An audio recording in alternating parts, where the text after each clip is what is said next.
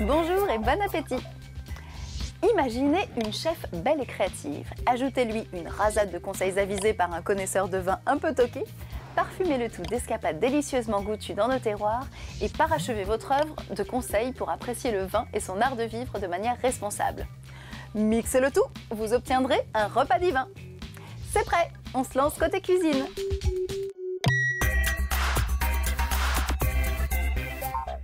Bonjour Mademoiselle Ingère. Bonjour Faustine. Alors cette recette c'est simple, on dirait le sud. De quoi s'agit-il exactement? Il s'agit d'un clafoutis salé au poivron rouge, pignon de pain avec un petit coulis de roquette à déguster en entrée ou à l'apéritif. Ah, j'oubliais la liste des ingrédients.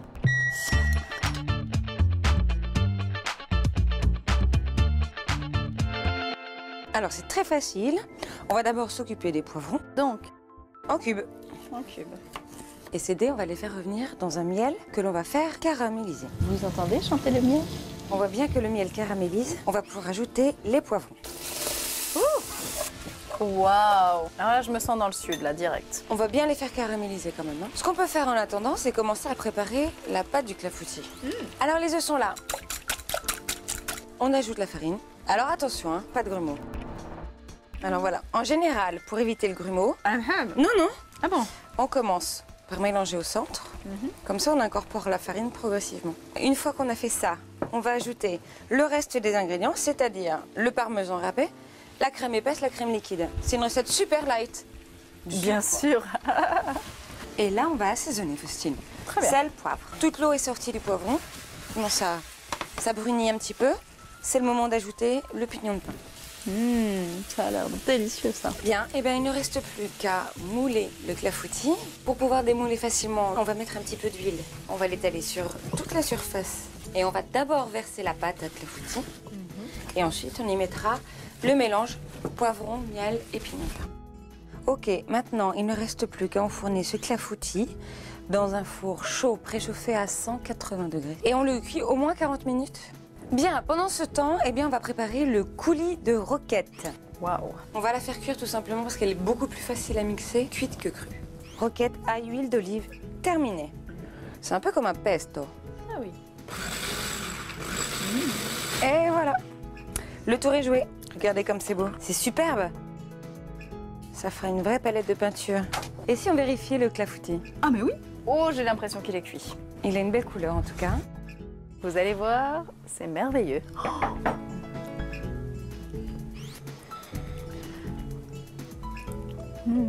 C'est fin, c'est divin. J'adore. Bon appétit. Bon appétit. Hello Dominique. Hello Dominique. Ah, Faustine. Allô Dominique, c'est Faustine. Dis-moi, j'avais envie d'un repas ensoleillé. Tu n'aurais pas une idée de bouteille fraîche et acidulée? Un repas ensoleillé? Je veux bien t'aider, il va falloir que tu m'éclaires un peu. Clafoutis salé, coulis de roquette, oui, effectivement, ça sent l'été. Laisse-moi réfléchir, une région ensoleillée, des vins aux arômes généreux. Une idée, tu connais les Côtes de Gascogne? Dans le Gers, oui, bravo. Eh bien, le Gers, c'est pas seulement le premier département pour la production de vins de pays blancs. Non, le Gers, c'est là que tu vas trouver les cépages colombards, petits et gros mansins et sauvignon.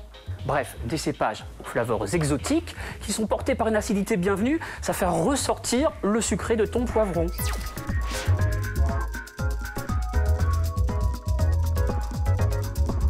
Bah oui, autrement dit, c'est un contraste intéressant qui va miser sur la légèreté. C'est un peu l'idée qu'on se fait de l'été, non? Et ton beau-frère, la science, si jamais il la ramène, tu lui sers à l'aveugle en carafe, il sera bluffé. Ou alors, tu lui portes l'estocade avec un clairet de Bordeaux. Avec ce rosé soutenu presque rouge, on reste en Aquitaine, et lui qui ne jure que par les grands Bordeaux des grandes occasions, il te considérera comme une exploratrice du goût. Voilà.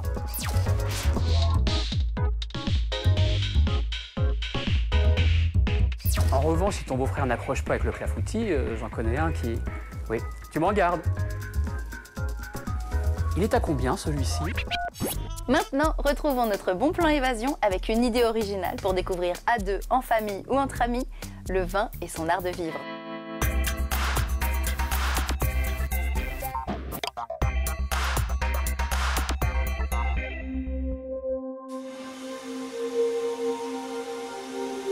Oui, Alain, est-ce que tu me reçois? C'est certainement le moyen le plus original pour découvrir le vignoble du Jura.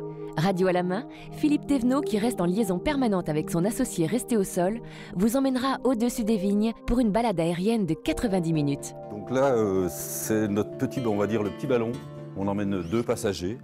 Donc là, vous avez la toile qui est dans le sac, la nacelle. De l'autre côté, on a une nacelle qui peut emmener par exemple 6 passagers. Il faut dire que la montgolfière se prête particulièrement bien à la découverte des coteaux viticoles jurassiens.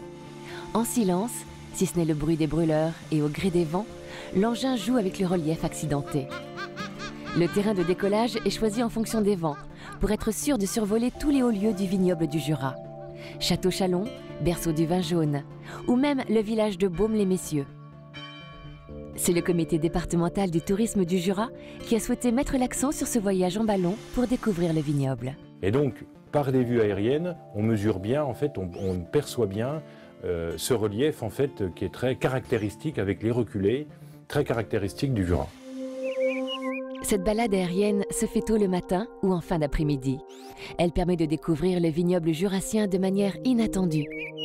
Un bon plan de week-end divin au 7e ciel, histoire de jouer à l'aéronaute en famille.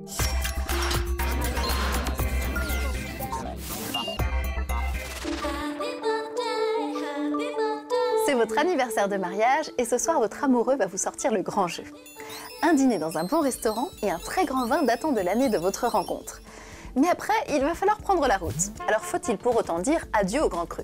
Pas forcément, si on sait comment rester en dessous du seuil de 0,5 g d'alcool par litre de sang. Il n'y a pas de règle valable pour tous. Cela dépend de votre taille, de votre sexe, de votre corpulence et même de votre repas.